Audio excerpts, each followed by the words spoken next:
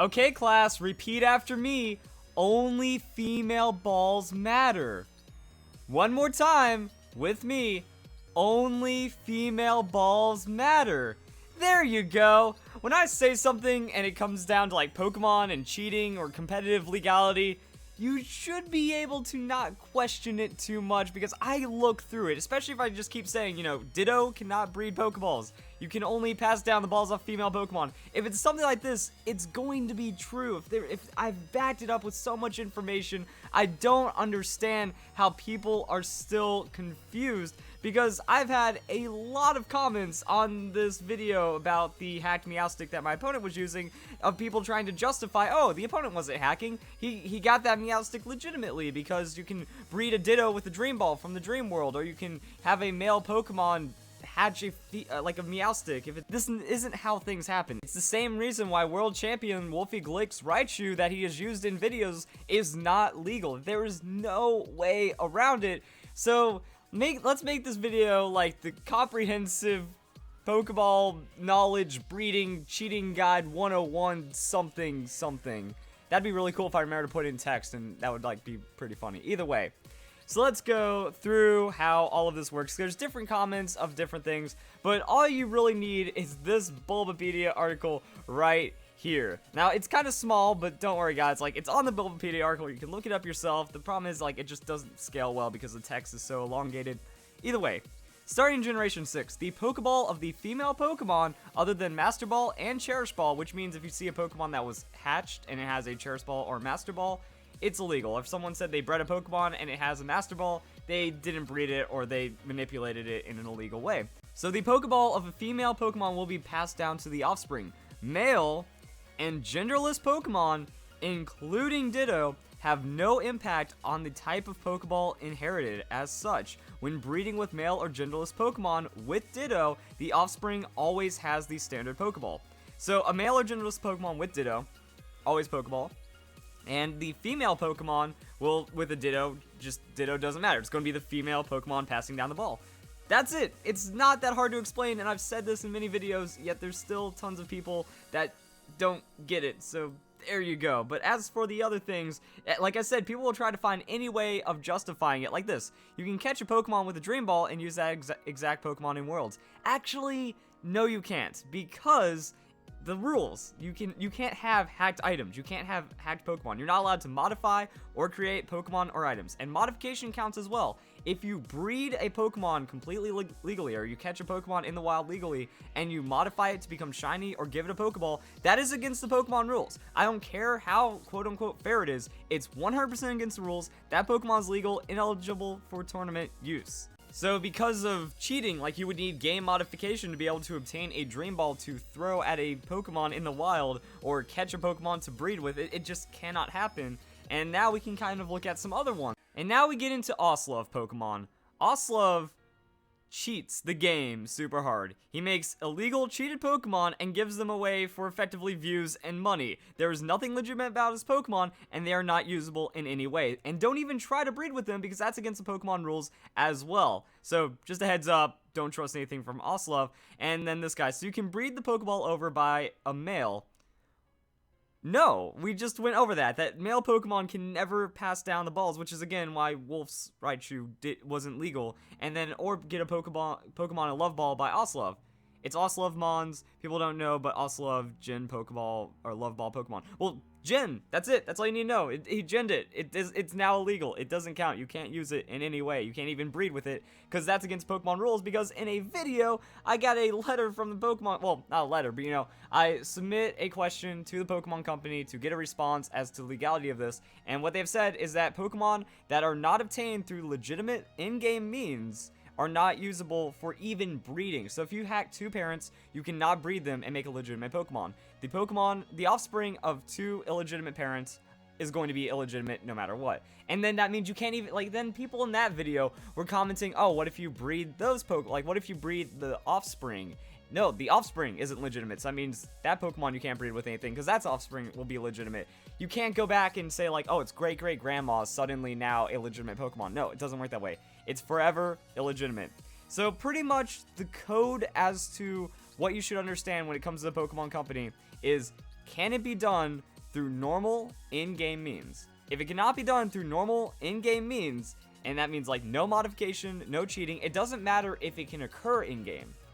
It just has to be done through in-game means. That's why Ray Rizzo's Dream Ball Aegislash was not possible, because an Aegislash and a Dream Ball cannot occur in any in-game fathomable way. That there has to be hacking at some point in that Pokemon's lineage, therefore it's absolutely impossible.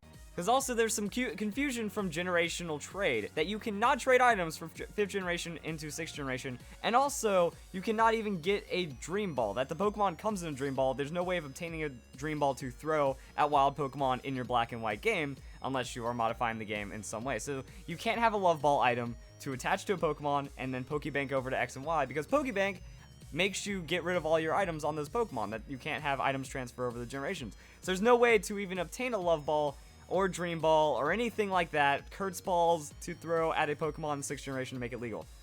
This is a 100% illegal hacked Meowstic that cannot occur in the game at all, which is why I have to answer the question, how do you know the Meowstic was a hacker? Because that is an impossible Meowstic, let alone a shiny Meowstic. So what if you had gotten a Breject with an illegitimate ball, suddenly hatched Pokemon? If you didn't hack, it's yours. It's still a hacked Pokemon. Regardless of who creates the Pokemon, it is hacked. So that's why you cannot trust Pokemon off the Wonder Trade. You can't trust Pokemon off the GTS. You can only really trust Pokemon from your closest friends or Pokemon that you catch yourself. And even that is in the rules. That even in the Pokemon rules, it says regardless of where the Pokemon came from, if it's a hacked Pokemon, you can still be disqualified from event, or you are responsible for its legitimacy. Which is why, again, you can't trust Ocelot Pokemon, because those are all hacked. So I hope this does a good enough job at clarifying what is going on up until this point, but we still have some more fun stuff, like Pokemon Terms of Service and how many people actually cheat in the game, because now I'm going to answer the question that is on almost every Fan Fridays where I call out a cheater. Whenever I accuse someone that has 3 shiny Pokemon, 6 shiny Pokemon, pretty much full shiny teams, I call them a hacker because the odds are so incredibly low. Like, even at the ultimate best case, I can probably say maybe 1 in 50,000 people have a legitimate team of shiny Pokemon that are competitive, or at least reasonably competitive, with decent IVs and like all the good stats and stuff, or also, you know, not even bred from hacked parents, which could technically still be illegal and whatnot.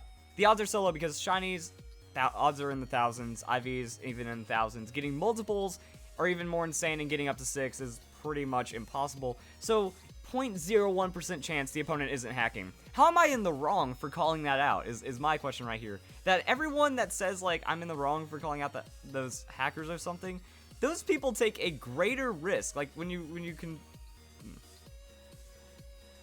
look at odds and gambling and stuff, you know, those people take a greater risk whenever they get in their car that day to drive to work or drive to school, that they're not going to get in an accident. Because every time you go into a car, every time you make almost any decision in your life, there is a chance of something bad happening. You know, I'd rather say, yeah, I'm going to take that, you know, 49,999 to 1 odds that, oh yeah, the opponent is cheating. That's pretty likely. I don't understand. Are these people thinking that they're going to get in an accident every time they get in their car? Because the odds are so small, but it's still possible that it could happen. You know, that's what I'm trying to understand about these questions right here. So let's keep going, guys, because now we can look at the terms of service for Pokemon as we go into the last thing that I see. So this comment, all over the place, one of the most common comments, one of the ones I don't understand. I don't see the problem with hacked Pokemon, as long as the moves and stuff are legal. Well, as we've already talked before, it doesn't matter. As long as there's any modification, as long as there's any illegitimacy to that Pokemon, it is not a legal Pokemon, and it's not just fine, as this person says, or there's no harm done. It is against the Pokemon Company terms of service. It is against the rules of the tournament you are battling in. It's even to a loose degree against the 3DS terms of service to use this software and all this unlicensed stuff and even cheat in a game. Like, it even says in the 3DS terms of service, do not cheat in the game. And since you're breaking the rules by having an illegal Pokemon, even if it has quote-unquote legal stats, it's not legit. No matter what you've seen, no matter all those posts, I think the biggest cancer in the Pokemon community that's ever sprung up are those posts that say legal, legit, and illegal or something. So it's like, yeah, we have legal Pokemon, we have legit Pokemon, which have legal stats but were created in illegitimate ways, and then we have illegal Pokemon like Wonder Guard on a... I said Wonder Guard, like Wonder Guard Spiritomb. That is an absolutely illegal Pokemon, but you know what else is illegal? A 6IV, 5IV, 4IV, 3IV, any Pokemon that is hacked through any ways, no matter how correct its stats are. It is not legal, it's not legit. You know, that's just one of the biggest things that cheaters try to justify their cheating, still against the rules, still against terms of service. That does not matter. So no harm done. It's cheating no matter what happens. It doesn't matter if you don't want to breed for days to get the Pokemon you want. You have to do it because the Pokemon rules say so. And now, onto the terms of service. So, there is so much going on right here, you know. Don't use or facilitate the use of unauthorized third-party software, bots, mods, hacks, scripts to modify or automate operation within the service for yourself. No modification. Well, that's already pretty bad. We also go down into download quantities of content for data to a database for any reason. That whenever you're using an emulation, you have to save it to a flashcard, or you have to save it to another area, or you're doing all kinds of like downloading to get the correct stats. Like all you have to do is go through the Pokemon terms of like this is on the Pokemon website terms of use for all Pokemon games. As applied right here. All apps published by Pokemon, whether it's tablets, smart PC, video game consoles, social media platforms, all of these things. No cheating in Pokemon. This applies to all of it because terms of service pretty airtight. Like almost all of these apply. Even here, decompose, disassemble, or reverse engineer any part of the service, otherwise use its service for any purpose of those provided in conjunction with the operations of service. So I mean, this even includes RNG abuse. Like people say, oh, you can RNG Pokemon, those are legitimate. Actually, no. And cloning Pokemon is against the rules as well because we have take any action to cause or exploit known latent malfunctions. See, latent malfunctions, that's pretty much how cloning happens. There's that latency issue, you can turn off the 3DS, and then both of those happen. So even in-game cloning that isn't done through a PK Hex or a power save is illegal. Again, we just have to go back to what the Pokemon Company said about breeding hacked parents. Natural gameplay only. There we go. Same with like RNG because you pretty much needed that like RNG counter. I don't remember what it was called, but that was a third-party software that reverse engineered the game data to understand how the RNG would be affected at a time. So no, that is not a legitimate means of obtaining Pokemon. And again, it's not one of those things where it's quote-unquote fine or there's no harm done. You're disadvantaging legitimate players every time you break the terms of service, every time you break the rules, cheat, hack, whatever. There is no defending it whatsoever. I can't believe I've had to make like this 10th video as to how cheating works. Honestly, because there's no way around it. No matter what you say, you are absolutely wrong. Even if Pokemon has correct stats or anything, the Pokemon Company, the terms of service say you are wrong. You are not allowed to play the game by doing this. You're not allowed to go on Battle Spot, enter tournaments, all of that stuff. So, let's keep going. Now we have so many Pokemon cheaters in an online tournament that a ton of them were banned. We had over 1,000 players in the 2013 Global Showdown get banned, mostly through using a smartphone app. So, smartphone apps that allowed players to build and edit Pokemon to their own liking. There was also, ginning back in the day, RNG abuse, still technically cheating and against the rules. So that was a lot of players. Now I was trying to look for how many players actually enter the tournament, because this goes back to as why I call a lot of, suspicious Pokemon cheated. Because I believe that a majority of the Pokemon community cheats in some way, and 1,100 players, it was like almost 1,500 in total, getting banned because they were using an app editor. Now this doesn't include ginning. Ginning Pokemon can actually be harder to detect, that these were super stupid people that rushed an app and then got super easily detected. So this didn't catch the people that actually went undetected, which means, there's still tons of people that are cheating, and I'm trying to go through numbers. So this was the only post I could find as to the potential numbers of this tournament. So it was 2013 Global Showdown, and there was something like, in the Master Division, almost 7,000 players were included from rankings. Now, that doesn't include these guys because those people were disqualified from rankings, so it's closer to 8,000 total, but 1,100 cheated, so that's pretty good stuff right here. But RNG abuse and ginning was rampant at the time. You could go back to any Pokemon VGC Championship, or Pokemon, as it was called, Video Game Showdown at the time. You can go to those, and you'll see that everyone is using shiny teams, shiny Pokemon. Everyone ginned it back at the time. You know, it was out of control, and it was a lot harder to detect. Like, right now you have to do PK Hex, and you have to do Power Saves, and you have to do a lot more stuff. It was a lot easier to hack Pokemon back in the day, and we can keep on going. So this is where it talks about, yo, their checks still suck. The guy who got ranked #1, Sejun Park, used a hacked team. Yes, this is the same Pachirisu, Sejun Park. He was actually a notorious cheater back in the Black and White generation, unfortunately. But it kind of shows that he got first place with a hacked team, and it didn't get detected. Many other players got high rankings or even ranked at all with, you know, a hacked team. And you can just kind of go on Battlespot. You can see all this cheat acceptance in the community. That my cheating videos have a negative dislike ratio because a majority of the community supports cheating and doesn't want to be told that they're filthy cheaters. So Sejun Park's hacked team analysis, pretty much going through like the different Pokemon of Sejun Park's various teams and stuff. Illegal ID, SID, so the Pokemon's illegal right here. Illegal Pokemon. And as you can see, all shinies, you know, shiny Kyogre, shiny Giratina. We just had an Arceus right here. Pokemon is likely edited or RNG abused. So high editing or RNG abuse, GTS metadata, or no GTS metadata available for this trainer. So that could be a pretty sketchy thing. Like red means absolutely illegal, orange means questionable. So yeah, and some like you can tell that something was tweaked. The trainer couldn't decide exactly what set he wanted to use, so after 3 mild uploads, it was decided that a naive one would be best. Oh, so this is like getting stats off of the GTS apparently.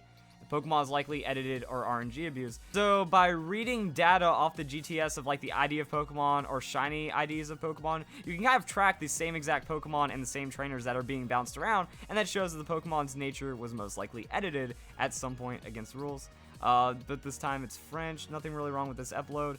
Obviously been genuine on Kukuri. I'd say this one's guilty by association. So still some chances right here. But then Sejun Park's team once again. That illegal XD Coliseum spread nature gender lock. So it was impossible to have this nature on this gender of Magmar with all these IVs and stuff apparently. Although it says a valid method, the circumstances require non-shadow mons to have a particular set of nature's genders. So it's kind of showing that this Magmar that Sejun Park has used, not legal at all. And then that like showed out to, whoops, I clicked on something wrong. It showed that was like a lot of his stuff. Stolen Tornadoes, PID, and same same PID, same IVs, you know, kind of questionable right here. Then we have this Marowak right here, shiny and flawless black 2, white 2. So yeah, flawless IVs, even on the negative speed for a Trick Room. Not even possible, even with RNG abuse due to the static seed bug. Yeah, like, you know, shiny and flawless Pokemon once again. Shiny and flawless Pokemon once again. So, obviously hacked teams and cheated and stuff right here, but didn't get detected because of more secure hacking methods. It just shows, like, it was all over the place. I'm pretty sure that people have done this for, like, World's Pokemon in the past and all the other entrants and stuff. Hacked Pokemon, pretty common. So there we go, guys. I hope I have been able to convince you once and for all as to why I feel the way I feel about hacked Pokemon and as to how Pokemon's balls work. So if you guys enjoyed the video, hope you all have a nice day. Thank you very much for watching.